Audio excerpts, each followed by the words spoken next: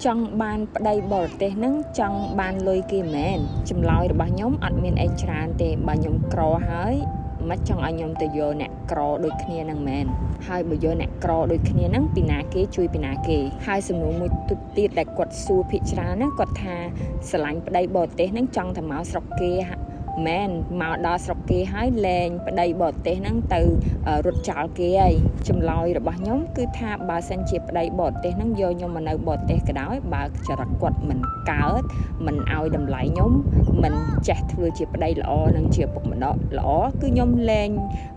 quật chảo thì vô nè thằng mày trong vì chỉ đường thò mà đá sầm nua đòi chặt đào từng nét nhưng chưa tha nè từng ác niaประกอบchỉ lư phi tràn hai nè từng ác niaประกอบchỉกระทางสำนวนtừng nét sập tranh tài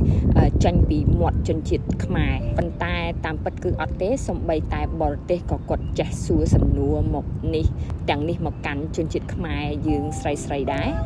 haiสำหรับnhóm គឺខ្ញុំមិនខ្លាចនឹងឆ្លើយខ្ញុំឆ្លើយសឹងថាដូចជាសោតមេលេខពីព្រោះ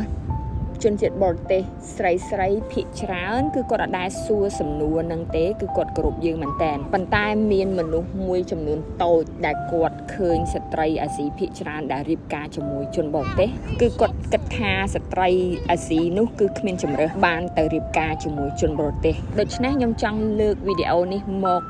និយាយជាមួយអ្នកទាំងអស់គ្នាដែលរៀបការជាមួយជនបរទេសគឺចង់ឲ្យអ្នកទាំងអស់គ្នាគិតពីតម្លៃរបស់ខ្លួនឯងបានន័យថាពេលដែលអ្នកទាំងអស់គ្នារៀបការជាមួយជនបរទេសគឺអ្នកទាំងអស់គ្នាលះបង់ច្រើនមែនទែនចាក់ចេញពីស្រុកកំណើតបងប្អូនជាទីស្រឡាញ់មករស់នៅទឹកដីថ្មីជនជាតិថ្មីដែលអ្នកទាំងអស់គ្នាមិនស្គាល់ដូច្នេះហើយនេះជាការ